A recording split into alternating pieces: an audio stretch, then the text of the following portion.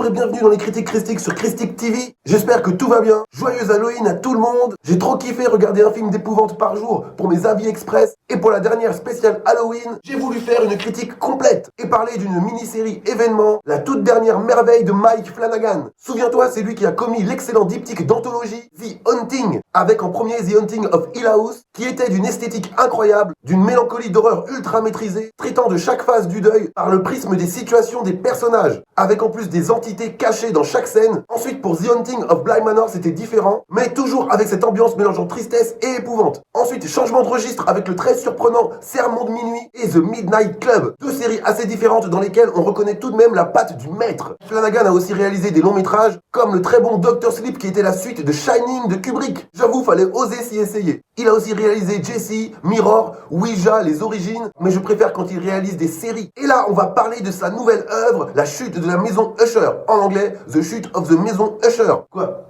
Ouais, j'ai arrêté les cours d'anglais pour apprendre le créole. Pas fait moins chier. À la base, c'était une des nouvelles les plus marquantes d'Edgar Allan Poe, et traduite en français par Charles Baudelaire. Rien que ça. Ça a été adapté au cinéma, à l'opéra et ensuite sur Netflix. Alors, qu'est-ce que ça raconte tout ça? Je demande parce qu'en fait, j'ai pas vu la série. Bon allez, j'arrête parce que plus je dis de sottises, plus le montage est relou.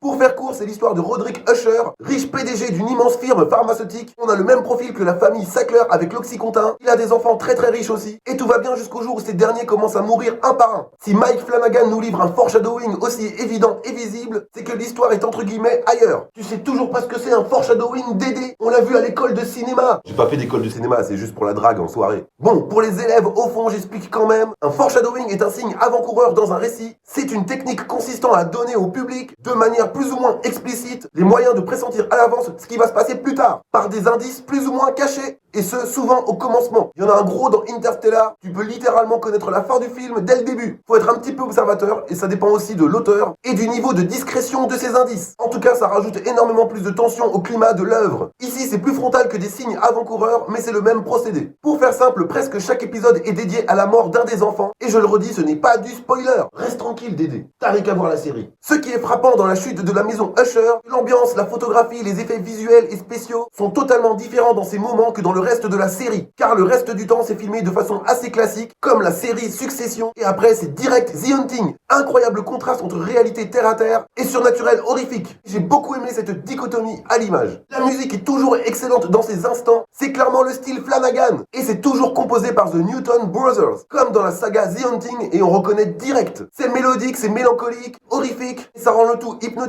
mais progressif, au même titre que la narration. Sinon, il ne faut pas s'attendre à beaucoup d'action dans cette série. C'est principalement une mini-série qui prend son temps. Du coup, il y a pas mal de longueur, mais c'est essentiel à la trame narrative. Et le tout est entrecoupé de jumpscares bien placés. Ils sont là pour nous déstabiliser car ils arrivent à des moments intimes de discussion, et c'est justifié car on n'a pas forcément peur. Mais Mike Flanagan nous endort un peu dans un contexte hyper réaliste pour nous en balancer un d'un coup, et ça fait mouche presque à chaque fois. Ça nous rappelle aussi dans quelle ambiance on se situe. La force de l'œuvre est de nous replonger sans cesse dans une normalité pour forcer le spectateur à sortir de cette histoire surnaturelle. Les problèmes de cette famille dysfonctionnelle sont tellement dingues. Je te dis, on se croirait clairement dans Succession, qu'on en oublie parfois le côté épouvante. Comme je disais, en dehors des manifestations surréalistes d'entités, cette famille riche doit quasiment régler les mêmes problèmes que la famille Sackler, avec des opioïdes tuant des milliers de personnes, et risquer de perdre toute leur fortune. Si tu ne vois pas de quoi je parle, regarde les deux mini-séries excellentes Dopsic et Painkiller. Ça parle de la même chose. Bien sûr, sans les monstres et les fantômes dans le placard. Le mélange des genres est très réussi dans la chute de la maison Usher, mais je reconnais que si tu as vu toutes les précédentes séries de Mike Flanagan, tu pourrais être assez déçu par celle-ci. Moi, c'est pas du tout mon cas. Avec toutes ces intrigues entrelacées, ultra maîtrisées. Faut juste suivre un minimum. En plus, on y retrouve un peu de poésie qu'avait distillé Edgar Allan Poe dans sa nouvelle du même nom. Pour parler des acteurs, il y a une partie de l'équipe qu'on connaît déjà, sauf si t'as vu aucune série de Mike Flanagan. Je pense notamment à Nia Miller, qui a joué dans les deux Haunting, à Carla Gugino, qui livre ici une prestation incroyable, comme d'habitude, et bien sûr à notre Elliot favori, a.k.a. Henry Thomas, interprétant le fils Usher, hallucinant. On a même le droit à Mark Hamill, a.k.a. Luke Skywalker, mais sans son sabre laser. De toute façon, il n'arrête pas de le perdre. Personnage énigmatique dans la série, et on a du mal à le reconnaître. Il y a bien sûr le père qui tient carrément la série, avec un charisme impressionnant. C'est Bruce Greenwood qui s'y colle, sans oublier sa sœur jumelle aussi excellente, Mary McDonnell. D'ailleurs, ces personnages sont super importants pour l'histoire. Tout ce petit monde joue excellemment excessivement bien, c'est insolent. Mike Flanagan est assez malin pour ne pas tomber dans la facilité, à savoir réadapter trait pour trait l'histoire d'Edgar Allan Poe. Il reprend juste quelques grandes lignes narratives pour raconter sa propre histoire. Même si les personnages possèdent les mêmes noms, il se permet beaucoup de changements tant dans l'histoire que dans le style. On pourrait dire que c'est un mélange entre la nouvelle, la série Succession et la série Dopsic ou Ben Killer.